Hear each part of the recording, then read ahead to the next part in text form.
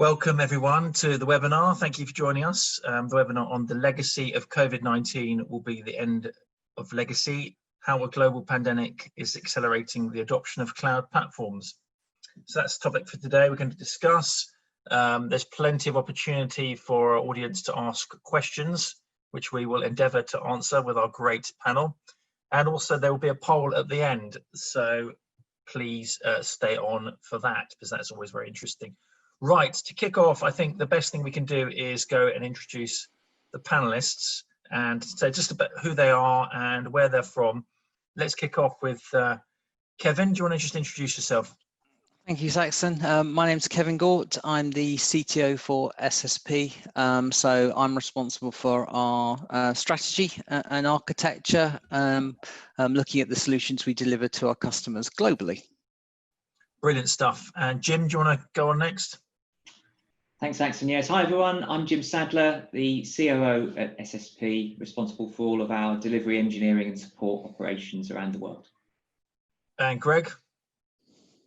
Hi, I'm Greg Brown. I'm a partner at Oxbow Partners. We're an insurance-only management consultancy, best known for our work in insurtech and technology strategy and selection. And Jazz? Hi, I'm Jazz Gakal and I'm the Managing Director of Direct Line for Business.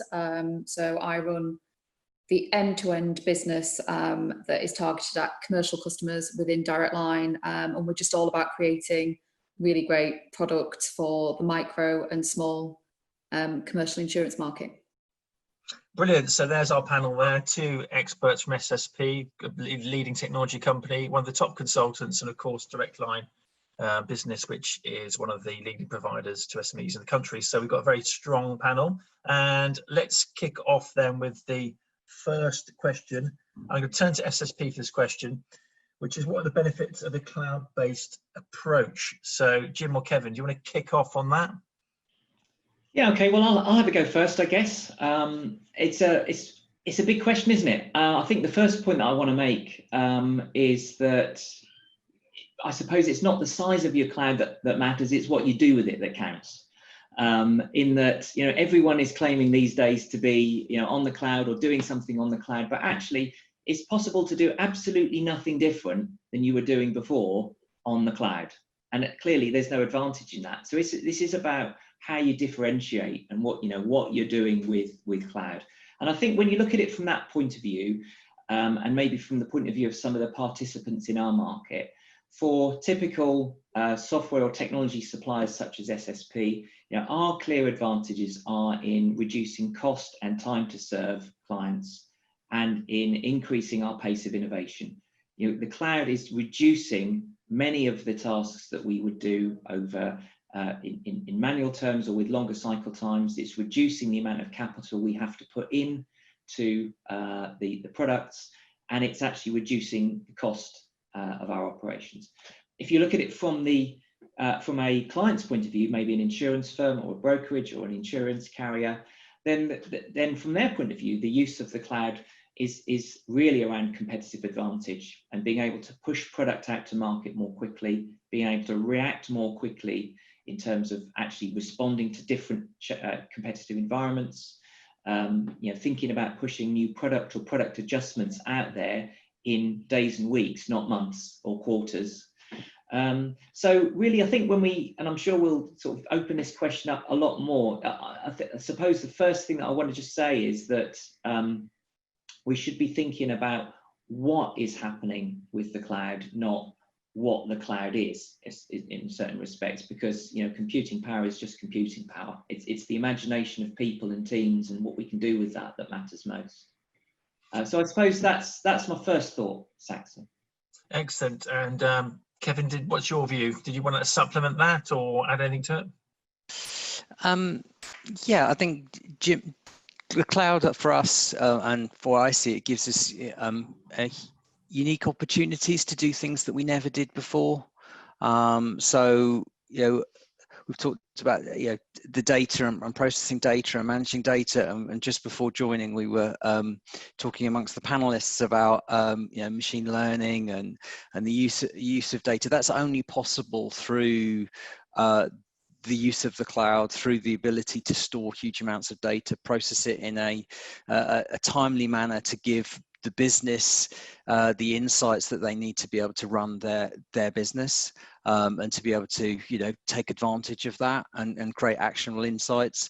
So for me, it's also around not just, you know, as Jim said, you know, kind of what you do with it. It's kind of looking at it in a way of not being a technology play, but actually how can it help the business understand more about what it's doing and deliver business value in that way. So that's kind of how we see it as well. And just on the cloud topic, while we're discussing it, one thing that comes up quite a bit that people talk about is cloud native. Kevin, do you just want to briefly describe what we mean by cloud native, and how is a cloud native approach different from simply hosting software in the cloud? Fantastic. Good question. We think, so obviously this is one of those areas where everyone will have a slightly different opinion. For us, it's if we look at our own cloud journey and what we're doing, you know, you could lift and shift VMware into the cloud.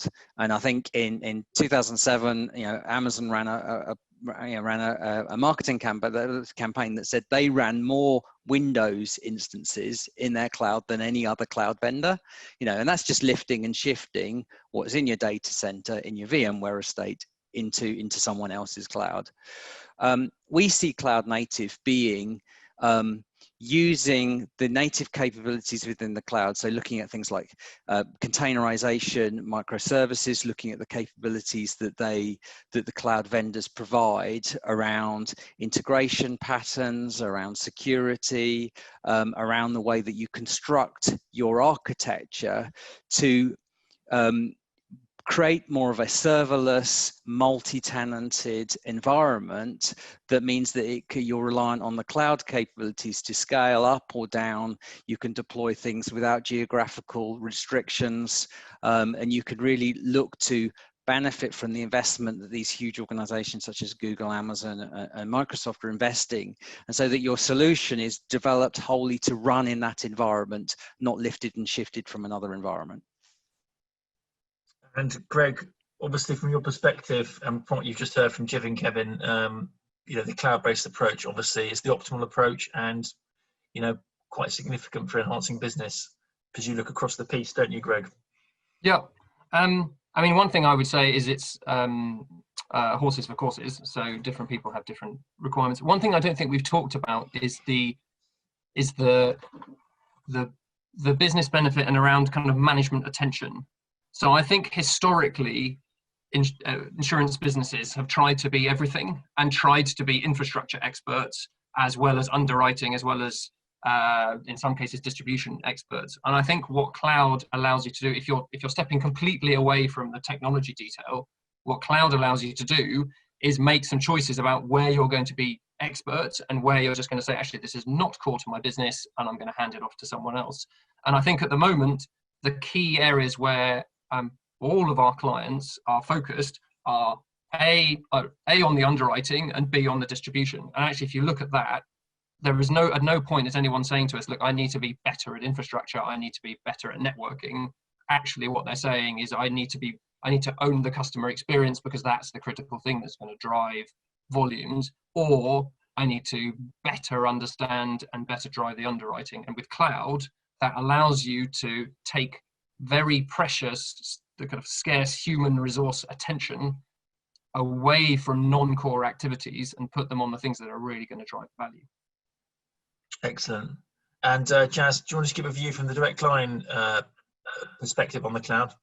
Yeah, to be honest, Jim touched on it in what he played back about the cloud, which is, for me, the key thing is, like I was saying, we are all about being customer centric. We are all about developing products and then continuously iterating those products as more data becomes available to ensure that we're creating the best possible products for our customers. They are the most up to date that they can be, and the cost and the time to serve really are the key things for us from a cloud perspective, from a business perspective, which is it enables me to be able to get products out and product changes out as quickly as possible and as efficiently as possible.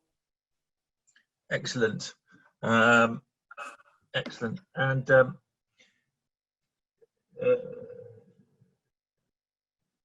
if you were making a business case for moving to a cloud-native software, what would you include, do you think? Anyone want to answer that question? Jim? And I think I'd just one little bit going back to the point I made before. I think the point I made before about the attention, the time and effort you have to spend in doing non-core activities, people shouldn't forget that. Obviously, there's total cost of ownership benefits, etc., etc. But I think you can forget the huge value of having a few people focus less on things that are not core. Yep, so it really helps the efficiency of the business. I think the other bit would be, and Jazz can talk about it better than I can, it's around the operating model. It's around who's getting the right people. It's picking up what Greg said. Who's the right people to be doing the right things within your business?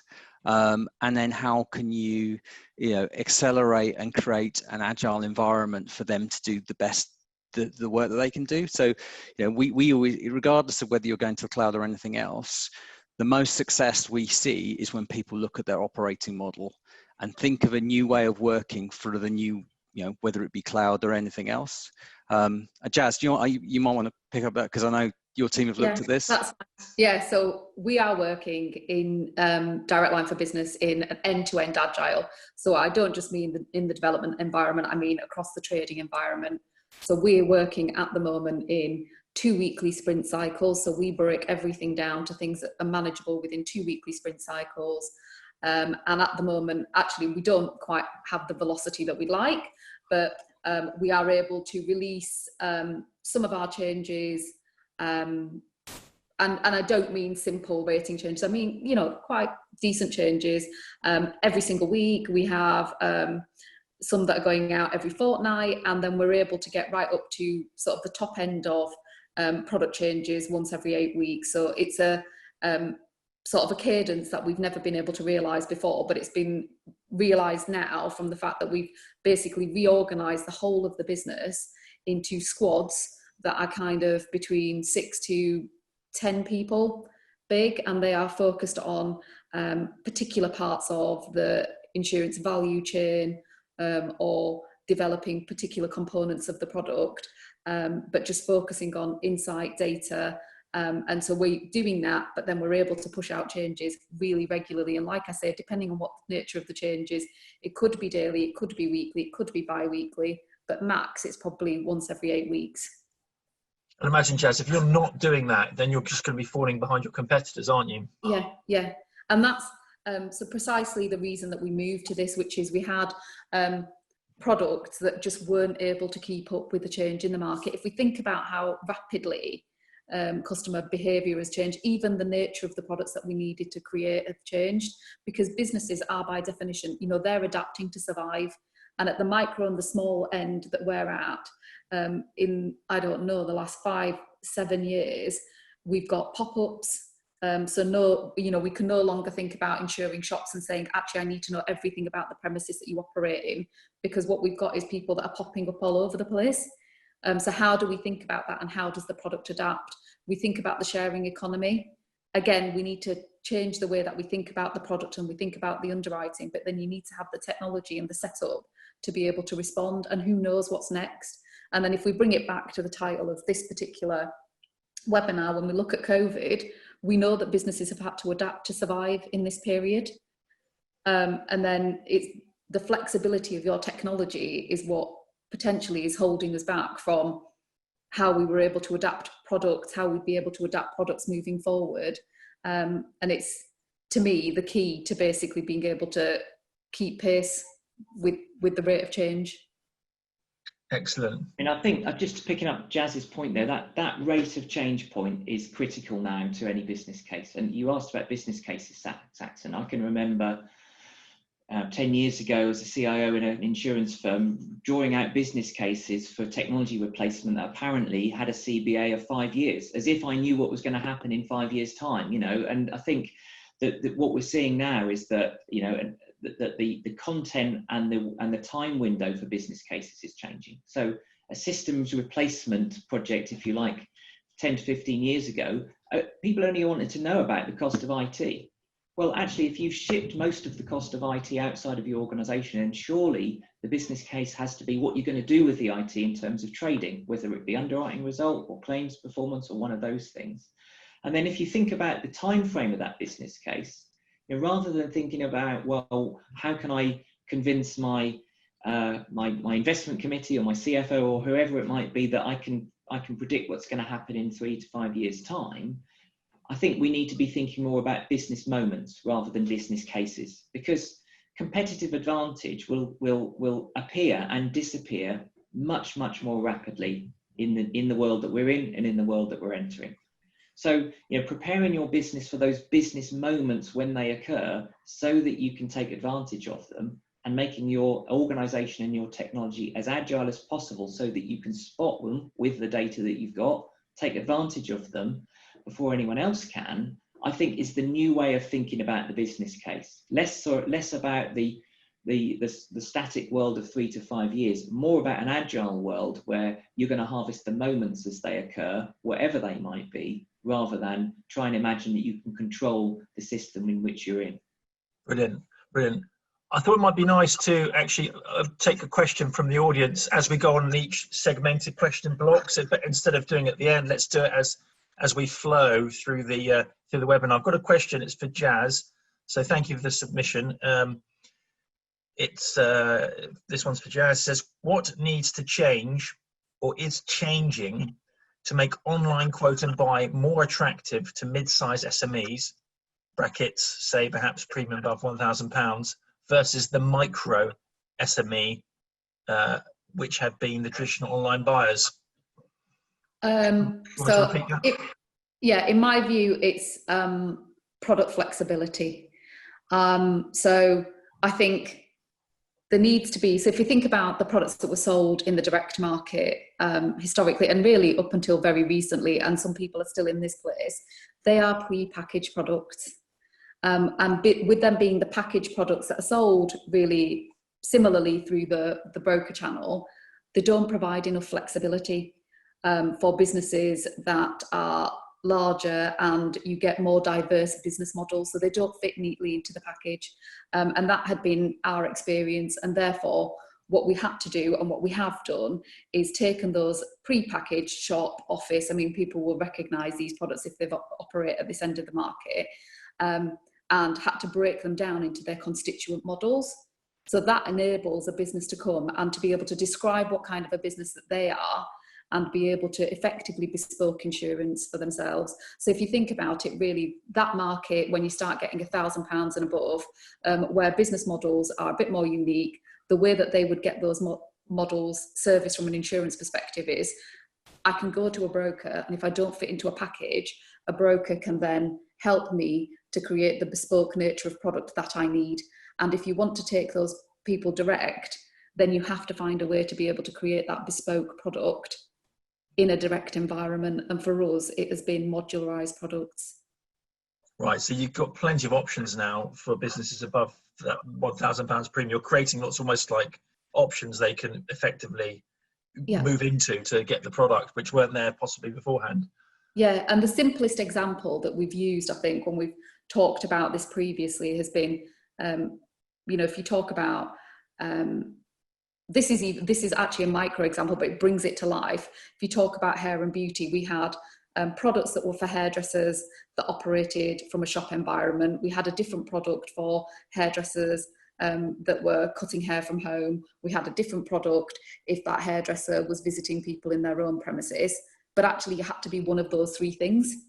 And there was no way of combining that. Now, if you had a business model that did some combination of all three of those activities, and when you get higher up the value chain, that is more and more likely to happen, then trying to put them into a single box is impossible.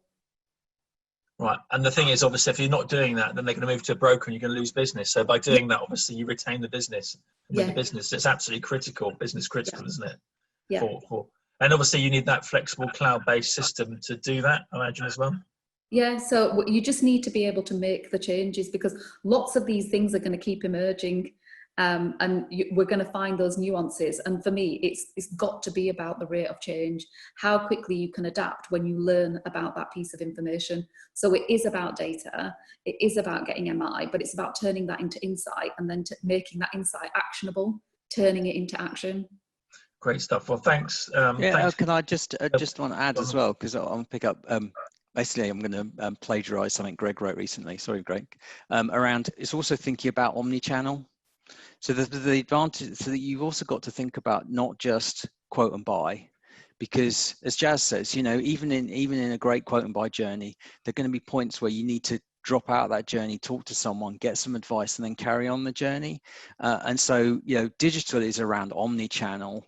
You know, we at SSP have been building websites for 20 years. You know, anyone can build a website, you know, but it's around creating that. I call someone, they have exactly the same data, they see the same data, they have the same experience that someone has, but they're the experts in the insurance. They can ask the question, and the customer can carry on, because otherwise they're going to drop off, as Jazz says, and they're going to go and find someone to talk to. So you need that omni-channel experience, and that's where kind of getting into platform goes beyond just digital. You start to think about all of the touch points with your customer and think about how your customer wants to interact with you, not just give them a website that's fundamentally still an app form. Yeah, absolutely. And I had experience about a year ago, and I tried to get a policy and it didn't save where you are on the journey. So when I went back to it, I had to start again. I couldn't believe it, but there are still insurance businesses out there that do that, aren't there? That they kind of, if you come off halfway through the process, then you're gone, you've got to restart, and then you lose the customer. I mean, there's still some basic things that you know, need to be done, obviously. But anyway, I digress. We see it less and less, but I mean, historically, digital was seen as another thing over there, and you get people pointing at it and saying that's the digital bit's the other bit, and actually it's not. It's a core part of your business, and actually you need to think about it as just one way of customers accessing you, and then making whichever route is your preference as a business the best route for that customer to choose. I'm kind of going against some of the things that some banks have done previously of like, well, we'll turn the call center off because we want people to go online. Actually, the problem is the quality of the experience, and that goes exactly to Jazz's point around you need to make it flexible and work for the customers, because that's what will cause them to use it. And come back. And so move on to the next question, because I know we've got a few questions. We're about, you know, just over a third way through the webinar. And obviously for our audience, please feel free to keep on typing those questions and we'll try and answer them as we go along. So next question we've got is, why are we calling digital so last decade? You know, this idea of digital, why SSP are we saying it's kind of last decade? Is it an acronym? Well, I think that kind of flows, Saxon, it flows nicely to what we were just talking about, is that I think you started to talk about legacy, and we always think of legacy as the big blue boxes with certain, you know, IBM sitting in the corner, and that's what we consider legacy. And we've just touched on it. You yourself have tried, you know, we also have digital legacy of journeys that people wrote, as Greg just said, that's over there, you know, that's still running, that hasn't had the investment, hasn't had the thought. But for us, you know, digital is not just that website. It's not just putting some presence online. Fundamentally, you know, taking, you know, as Jazz described, you know, originally having kind of just an app form and putting it online isn't digital. You know, it's around thinking about the entire value chain that is operating, creating the flexibility that the right people are doing the right job. It's creating an omni-channel experience that people can touch on, you know, come communicate with you in the way that they want to communicate. But it's everything from your, you know, rating and pricing, as you know, as Jim said, all the way through, whether it be claims, whether it be policy acquisition, whether it be you know, the way that you administer that. It's thinking about all of those and then thinking about how those individual parts of that journey can be presented both internally, and I think quite often the internal view gets forgotten. We kind of think about nice digital, you know, we think about the front end and isn't it great, but we don't necessarily think about the poor person who sat on the end of the phone who's then having to go through 50 screens in some old policy admin system to get the information to support the customer. So it's taking that platform, is thinking about kind of use case specific design, both internally and externally. So you're just thinking about the whole way of the people who are touching the system, touching your company, and the way that they're interacting with the system. And that's how we see platform. It's around creating the tools that are extensible, that are looking at configuration rather than code, so they can change at the speed that Jazz talks about, in order to provide value, so that our customers can provide value to their customers. So kind of, that's how I see it. That's how I kind of see, why digital is so lasting, because we just think that's just layers on top of what you already have, and you're not thinking about how you change the underlying processes. See, for me, it's kind of like just the concept of having digital, like it's a thing over here, is just completely, it's nuts. It's just completely nuts. I was talking to someone who, and this is like 18, 20 years old, who was saying to me, well, how did you find out information before there was like Google? And so I talked about an encyclopedia, and they were like, well, what the hell is what's an encyclopedia? And so I was trying to explain, they were like, well, how did you find what page it was on? And so then I tried to explain an index, and then I just thought, this guy's mind is blown about encyclopedias and index, and it's, it's just from a particular generation upwards that we think about like digital, like it's a self-contained thing that you might do. It's like there's no choice.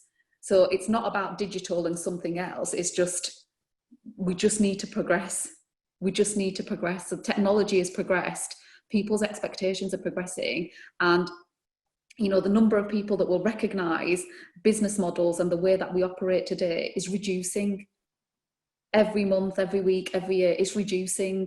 So this just is the future. It's not like, it's like a self-contained. That to me is why the concept of digital, or referring to it as a standalone thing or by itself, is just last decade. The world has moved on.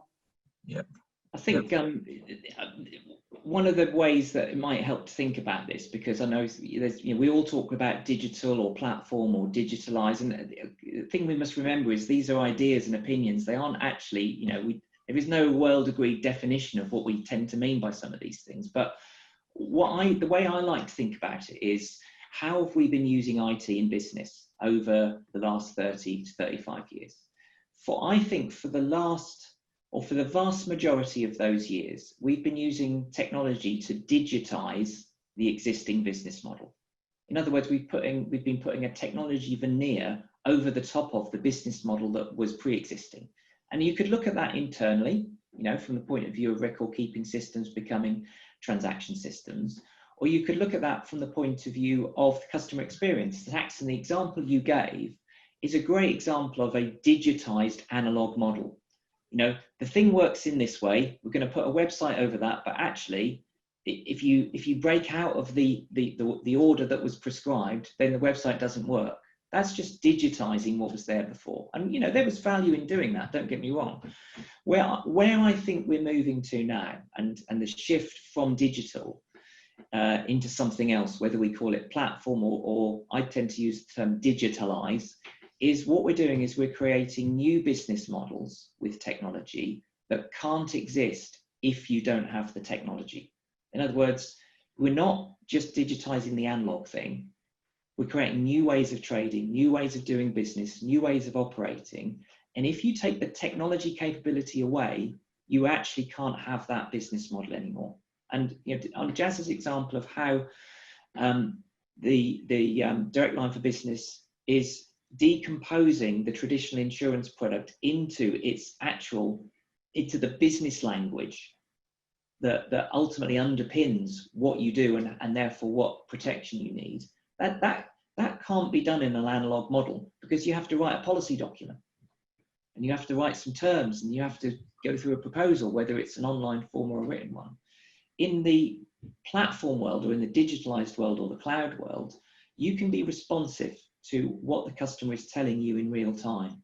And that cannot exist unless you've got the technology to do it. And I think that's, for me, why this period what we're in and the period we're moving into is so different, because being responsive in real time is something that can only exist if you've got the technology to do that.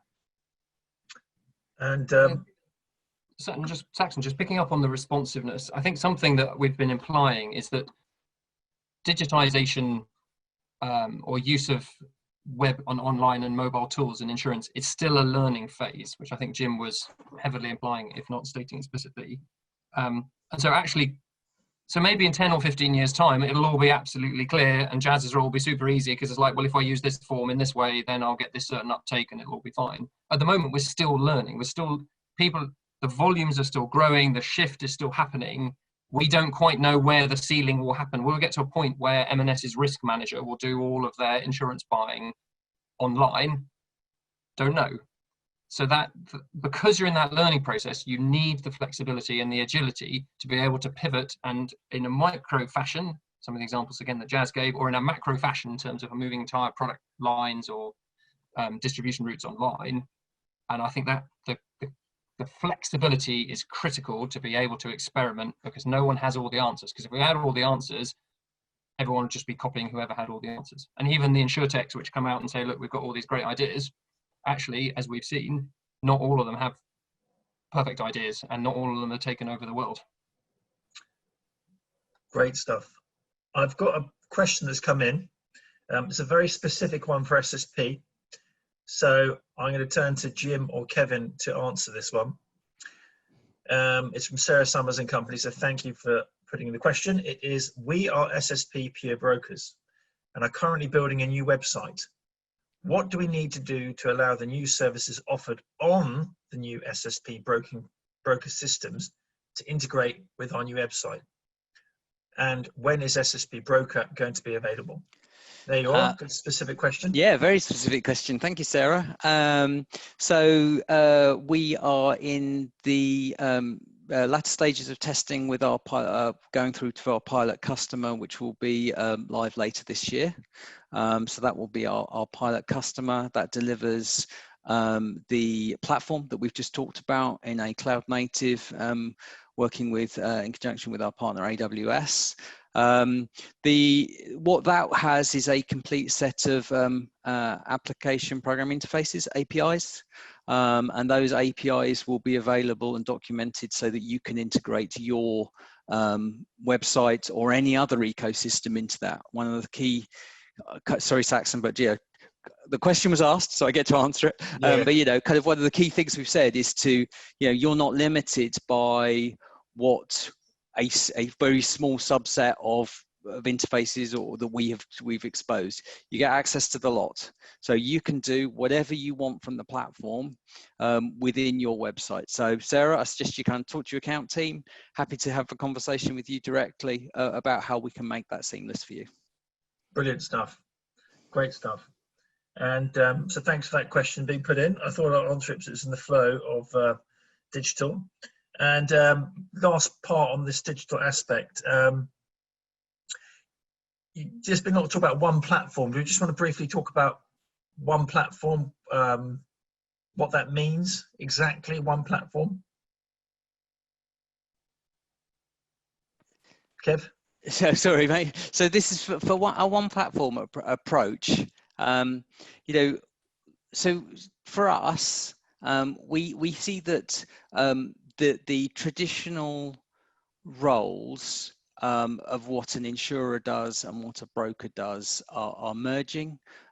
We've seen and had conversations with insurers who start to want to run a panel, and we've got brokers who started their own MGAs, and so we see that these lines are blurring between us. So what we see by kind of what we offer kind of one platform approach is we're building a capability. So this is obviously an SSP centric answer, so sorry Saxon, but we're building a capability that will be configured to meet the needs of our brokers and be called SSP Broker, and configured to meet the needs of our insurer customers, and it'll have the capabilities within the platform to support both. But I think it also kind of goes into something that Greg said earlier, is that it absolutely also any platform needs to be extensible and needs to not just think it's the thing, It's not a new mega policy admin system. What it needs to do is it needs to sit as part of a wider ecosystem. So if people want to build apps on the front end, people want to build their own interactions, people want to integrate their own systems or create systems, then absolutely the platform should be able to do that, seamlessly with minimal effort. But equally, it needs to do the things that it needs to do, in its best possible way. So that's for us what we see as a platform is the ability to take single set of components, configure those to meet the needs of our customers, be completely open and transparent as to how our customers want to use that, whether they want to use the capabilities or use something else. And that's how we see one platform. Brilliant.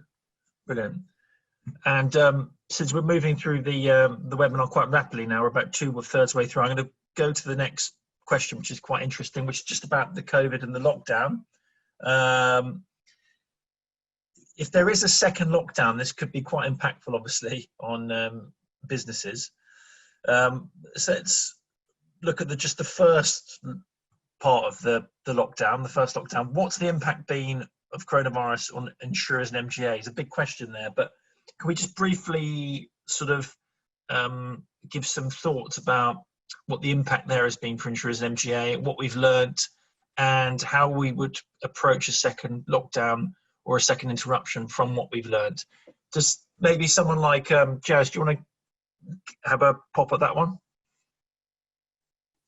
Yeah, so what do I think the impact has been? So obviously there's been, from an actual operating model perspective, quite a big change.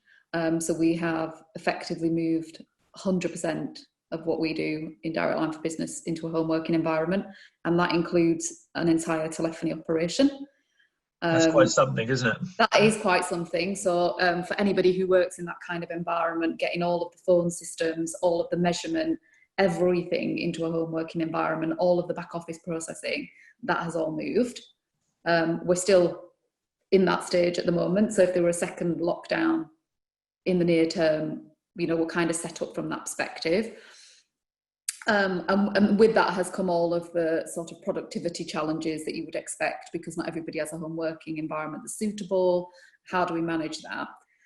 Then we've had all of the work that we needed to do around policy terms and conditions, because the policy terms and conditions did not allow for some of the things that came with the lockdown. So for example, and other insurers will recognise this. So what happens with an occupancy where we have an occupancy period?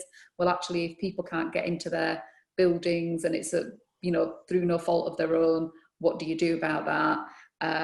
So we've had all of that. Then we've had all of the changes that came as a result of some regulator intervention around payments and flexible payment plans. What do we do about that? So there's been quite a lot of change for us. And if there were another lockdown to come and it was following straight on from where we are right now, probably most of those things could be extended. We now have a pattern. If there were a second lockdown and we needed to repeat that, we've got a pattern of behaviour. But I suppose what is as yet a little bit more unknown is that if this is a repeated thing and it happens time and time again, well, actually some of these things will need to become core product features. And then you come back to, how do we need to adapt technology? How do we need to adapt our policies and product wordings and the sales process, what we've created, underwriting, all of this stuff to be able to accommodate what could be this on, off, and we're back to change again. So I think we've had the immediate hit where we've had to respond and it's had to be reactive. And in being reactive, it's created, obviously, and I'm sure this is the case for lots of other people, a bit of manual work, manual processing. We've manually changed things because we were reactive. And I think what we need to do is move now into proactive, which is, if this were a repeated event, if we needed to do this, what is the right way to create these products? What is it that we would need to change? And therefore, what business model do we need? What technology do we need? And I think that's the kind of medium to long-term question for us. And Jazz, since I've got you talking here, and since the question's coming just for you, I'm just going to pop it to you because I think it works very well in the flow of things. This one's specifically for you to answer. how did your squad agile approach need to adapt because of home working? And the second part of the question was also, what has been some of the lessons learned from moving to the remote model? So thank you, Michael, for that. Yeah, so the squads, so the biggest challenge was obviously there was no co-working space. And so we had relied a lot on the visual, you know, Kanban walls and so on, where we had things that were displayed that people could see. They were using those as collaboration spaces. That's where they were having stand-ups and all of their ceremonies. And we had to find a way rapidly to get that into the home working environment. So as a tool, we didn't at that time, we weren't using Microsoft Teams or any of those sort of video conferencing. Microsoft Teams is now a staple of our lives. So we're using that for meeting space. Then we found other tools such as Mural, Menti, and so on. So we basically found online tools to try and replicate what it was that we were doing in the office. And actually, the team adapted really, really well. So there was a side, when it came to the trading side of it, there was a bit of a divot, but actually they've adapted really well. The limiting factor for the team has been more about when we found change and we wanted to make change, has been how you actually propagate that change into the wider organisation. Because whereas before we needed to communicate in a particular way, we could bring teams of 10 together, and if we were making a change on the front line, we would use those team meetings as a way of propagating change. All of a sudden, having to get something out because you've made a change into 350 different households and make sure that they're all doing the same thing. And then we've had to adapt the way that we were doing things. So we've had, you know, sort of team leaders, if it were, rolling out changes, but we've also sent somebody from head office functions alongside so that you could get the Q&A. So we've tried to reinforce that. So we've had to just basically change the way that we were creating change or training people. That's been the biggest change for us. But in other areas, all we've done is adopt new tools that we found online. So there were things that we hadn't considered before. But I suppose it's again making us more digital. Great improvisation then, isn't it? And great sort of, you know, on the hop learning, which is quite incredible really. And it's quite amazing to hear some of the incredible stories and ingenuity of insurance firms and what they've done to adapt. It's absolutely brilliant. I mean, something like Mural, it's basically a post-it wall. So anything that was being done by workshops, sticking post-it notes up, you can get them up, you can pile them on top of each other, you can move them around. Do you see what I mean? So there's tools out there. So you basically can still workshop, you can still have meetings and they be interactive, but it's just in an online environment. Wow, fantastic. And just on this aspect of the lockdown, Greg, I was going to ask you, because you look across the piece as well. Yeah. Have you seen any specific technology challenges the insurance firms have had or insurtechs have had? I think Jazz covered it off very nicely in terms of just dealing with that day one transition from traditional working to home working. And some organizations have fared better than others. So there was one I was talking to where they said, you know what, 2 months ago, we set ourselves up completely by chance. We were planning to delay it and we didn't. And we'd set ourselves up so that we could home working just happened overnight. Other organizations said the opposite. We were planning to start it in July and we've had to fast track it. But I think most organizations have been very impressed with their ability to move quickly from traditional working styles to working from home, even those where the technology hasn't necessarily been on their side in the short term. And that has driven quite a lot of people to actually gain confidence in their ability to manage and change through. In fact, I've had some typically heads of IT say to me, we're very proud how quickly we moved. And I said to them, are you not concerned that now every time you say it's going to take 6 to 12 months to do something, people are going to point at your ability to shift everyone online in 2 weeks? And a lot of them have gone, oh, damn it, I haven't thought about that. Oh yeah, I better keep that bit quiet.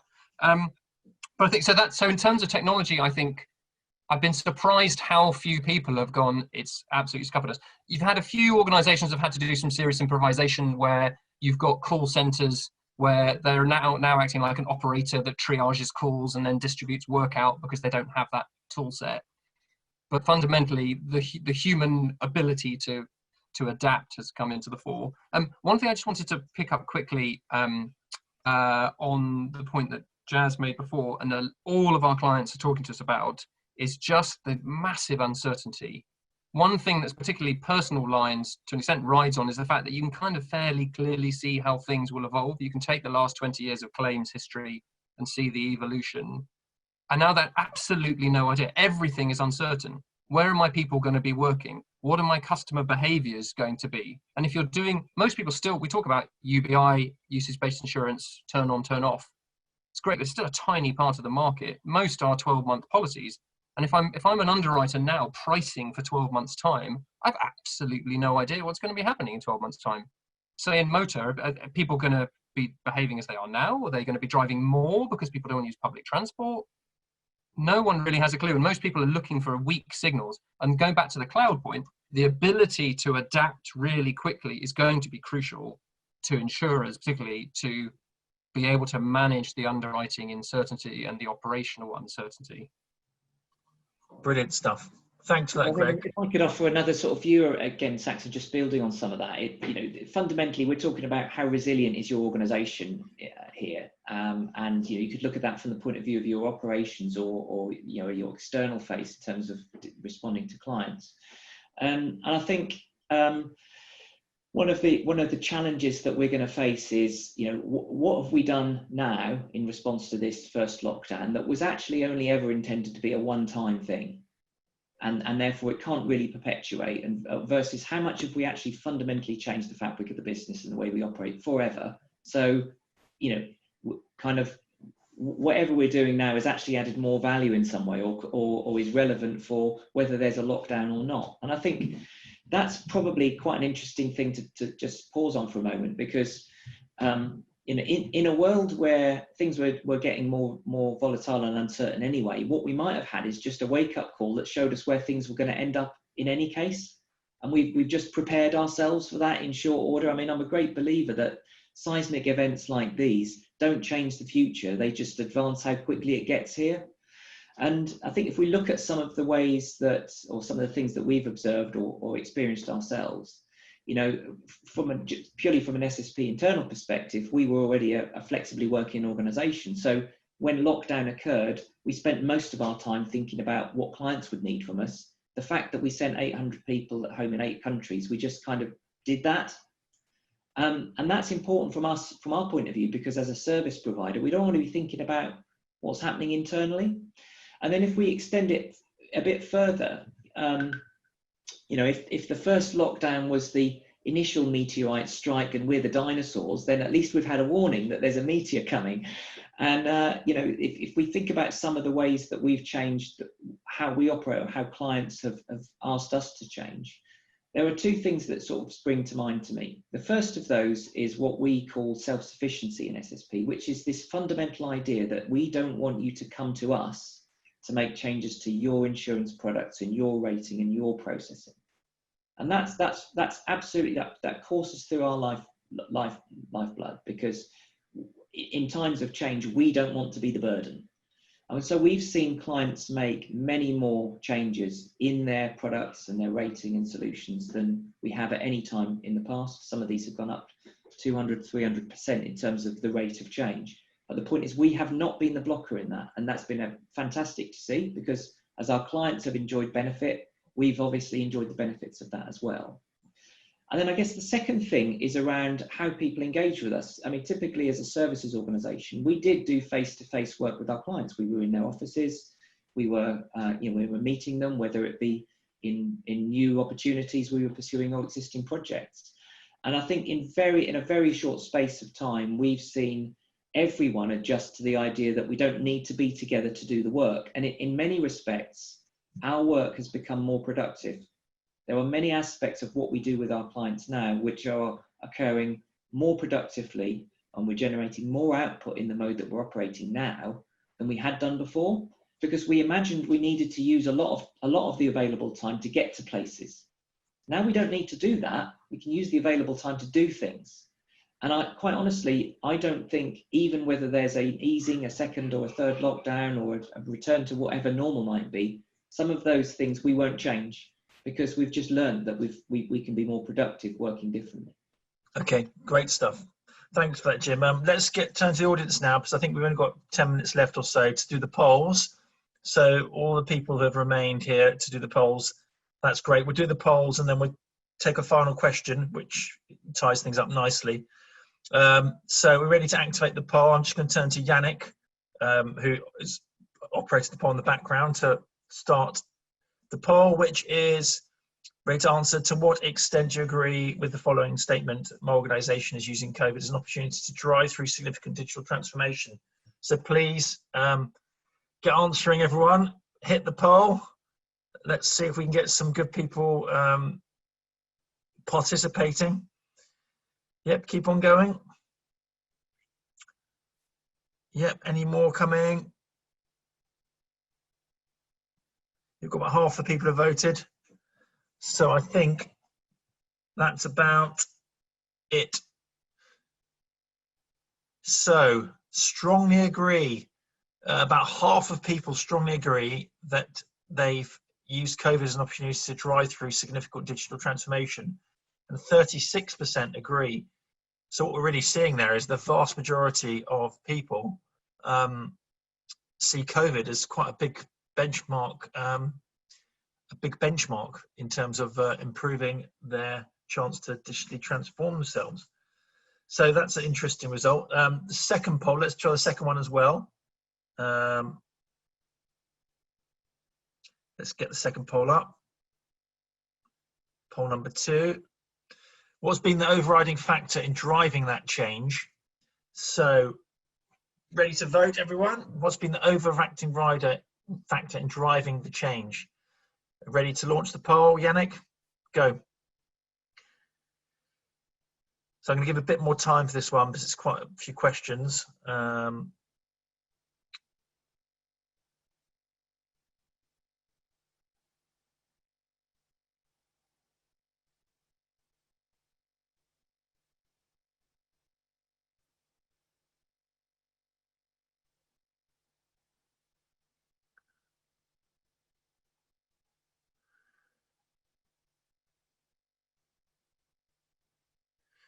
So here we are. So the people who think that COVID did cause the change, the main factor has been that it's increased our belief in ability to drive through the change in the operating model. So that's been the main one. Also, everyone said another big factor, 31%, is that people said they already had a plan, but have used COVID as a convenient excuse with stakeholders to focus and get on with it. Okay, and just a reminder, one of these results will be on the website and the write-up afterwards. So you know, you can view them there. So there's one more poll question. Yannick, do you want to just help with that one? The third poll. Let's turn to audience to help us out here on the third and final question. How will customer behavior have changed in 5 years' time? Will we be back to pre-COVID-19 ways? Will an online plateau again following the recent uptake? Or will COVID-19 be seen as the moment the digital business model becomes ubiquitous?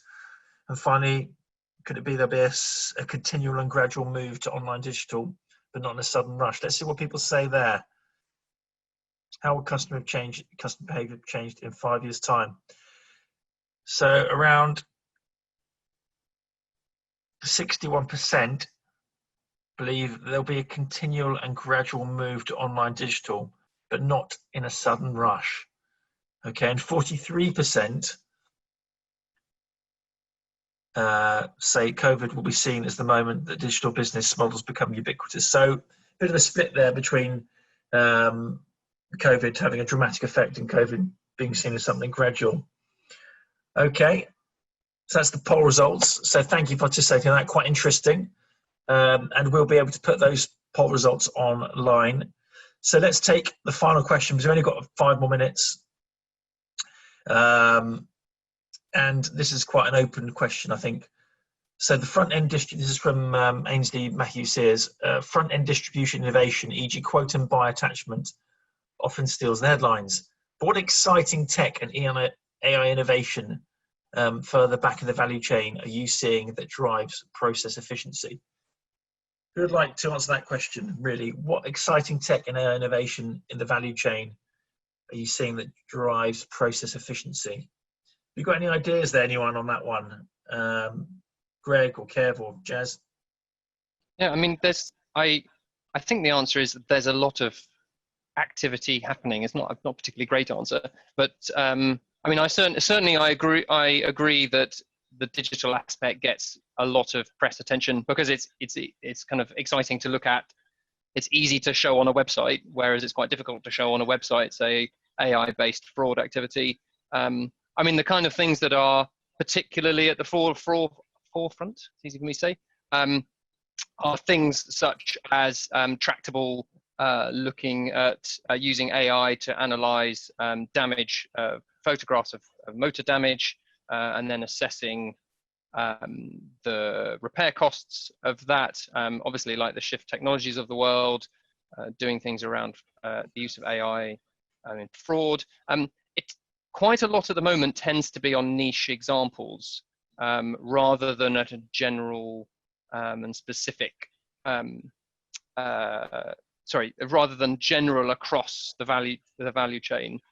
I think we'll see more and more of those examples and more use of AI and machine learning. It's still very early days, and I won't get too much in the detail, but you quite quickly get to the point where you go, okay, the regulation requires that these things are auditable, and therefore if I'm using AI and machine learning, which in its purest sense, you just let it go and it runs and it learns, the challenge with that in an insurance and a highly regulated environment is the governance needs to be around it to make sure that the machines know what they're doing.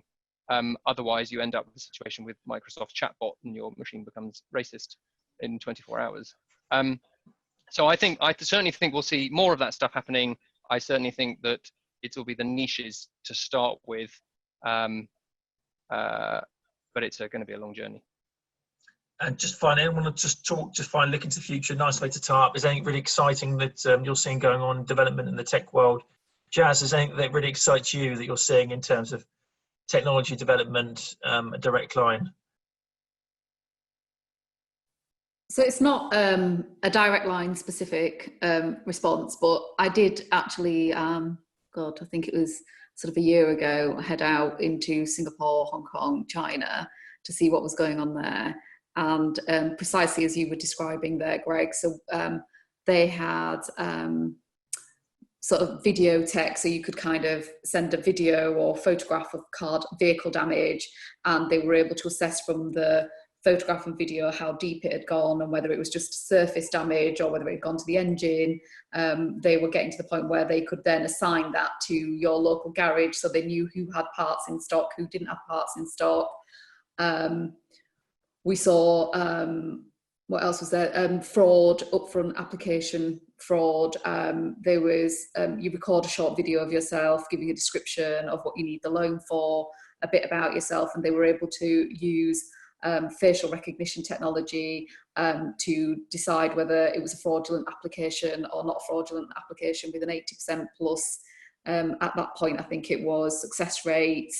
They were able to use facial recognition instead of sort of password entry because they found the number of unique sort of facial points. So what was happening out east was absolutely just immense. And, you know, the way that they were dealing with some of the things that we talk about, platforms, ecosystems, really super fractional products that they were selling, and selling upwards then from that point, but knowing already a lot about a customer, because a customer might have had 4 or 5 super small, super fractional products with them before they purchased a full-blown home or a motor policy.